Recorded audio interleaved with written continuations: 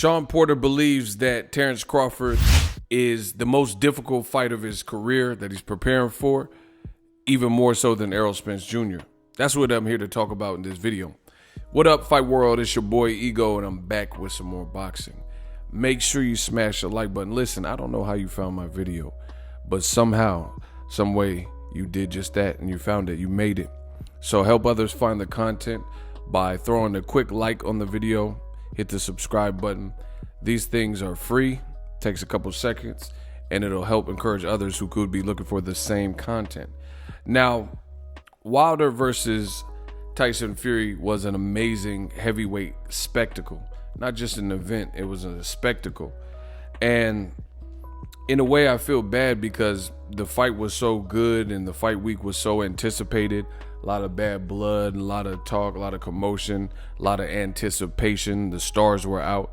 So the fight week, normally with the PR people, with the promotional companies from boxing, from fights that I've covered, is they have all the media in town. They have all the reporters and cameras in town, deadline media, etc. So what they'll do is, in conjunction with the fight week for whatever fight it is, they'll host like media days and sometimes press conferences for other fights that they happen to be promoting. This is in fact exactly what happened in the situation on Wilder versus Fury fight week. But I feel bad because that fight was so tense and desired and anticipated that a lot of the stuff they did for fight week that wasn't related directly to the card, I think fell under the radar. So I'm just now getting caught up now that we got a conclusion to the trilogy, Fury versus Wilder. So they did a media day for Caleb Plant. He's fighting Canelo. They did a private workout for Terence Crawford. And they also did a press conference for Crawford Porter. Now, with Wilder Fury 3 out of the way, I think a lot of people are looking forward to this fight with Terence Crawford and Shawn Porter, also Caleb Plant and Canelo. So make sure you guys stay tuned to the channel. There'll be loads of conversation about those fights. Now, regarding Shawn Porter made some comments, and I'm just going to paraphrase. I don't feel like doing an exact pull quote, but take my word for it.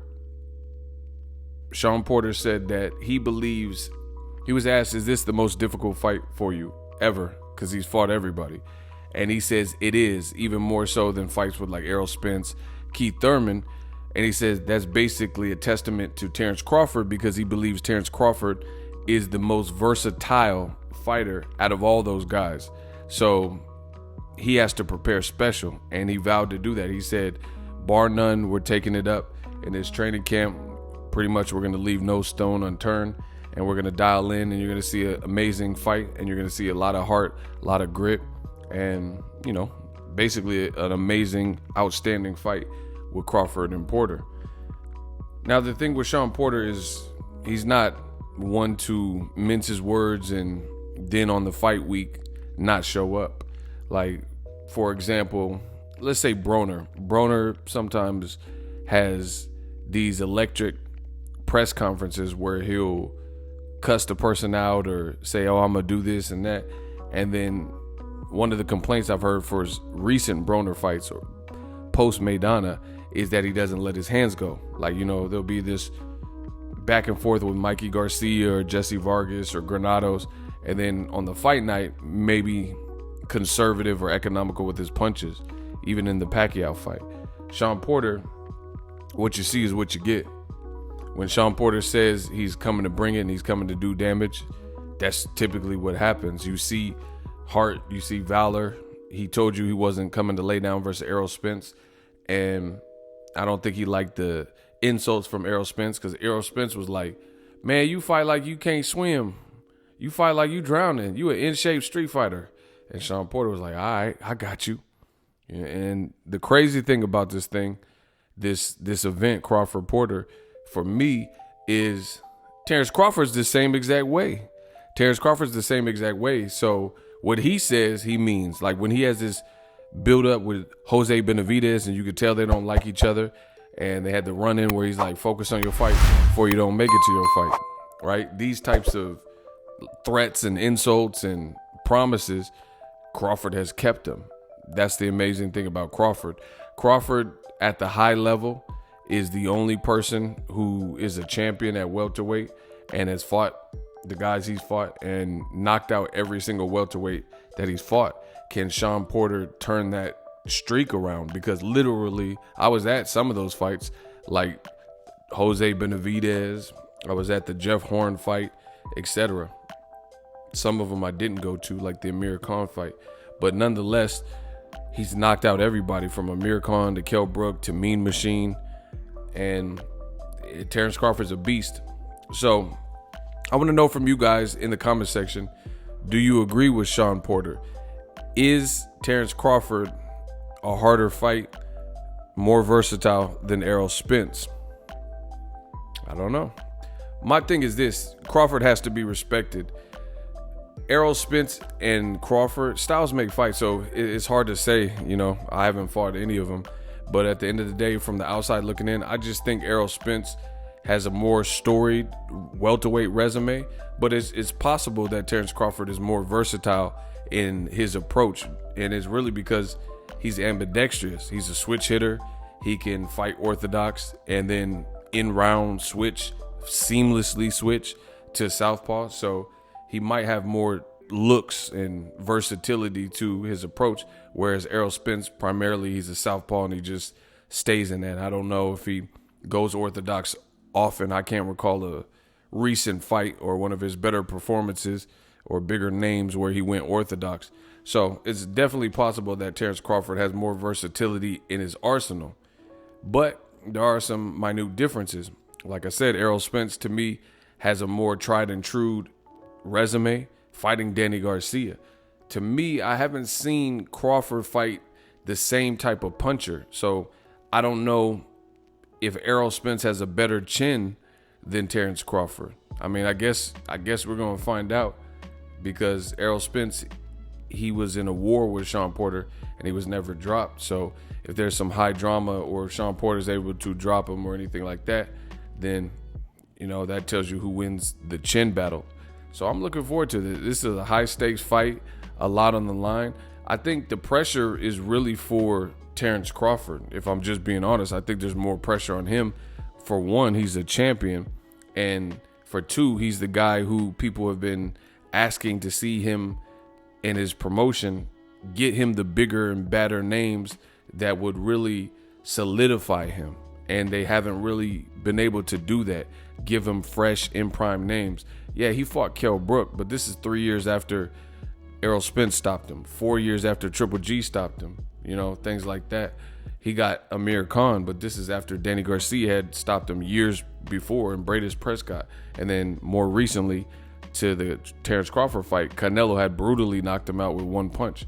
So it's hard to take those wins in the same consideration as opposed to when Amir Khan first moved up and fought Luis Collazo. That was many moons ago, So this, to me, is a very meaningful fight. And I do think there is more pressure on, there's always going to be probably more pressure on a champion, because if you're a challenger or you're a guy like Shawn Porter, so far, Shawn Porter, every time he stepped up, he's come up short, except for a handful of fights, Berto and Danny Garcia. And that was even a super close fight. I went to that particular fight. So Shawn Porter, he's not a champion currently.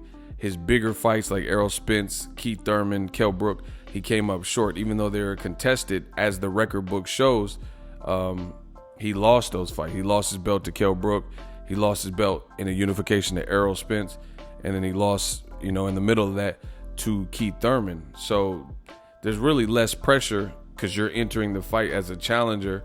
And Crawford, on the other hand, is somebody that many put on the top, at least the top 3 pound for pound, right? Some people say he's the best welterweight. Some people say he's number 1 pound for pound. Some people have him in the top 3, top 5, wherever. It's all subjective.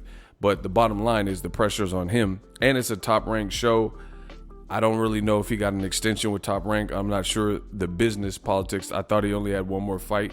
But anytime they're making a big fight like this, maybe he re-upped or re-signed. I haven't really heard any details on that at the moment. But all in all, there's a lot of pressure because Terence Crawford, Shawn Porter, if Crawford and Shawn Porter were to retire tomorrow, like before doing this fight, Shawn Porter, he has more of the Hall of Fame resume for sure, right? Especially when we're talking about welterweight. So this is just going to be an important moment. People want to see, hey, this is the best guy at welterweight, because you look at the PBC guys, they're all in-house, so they're all in the same playground. So they've been able to fight each other freely and play the round robin game.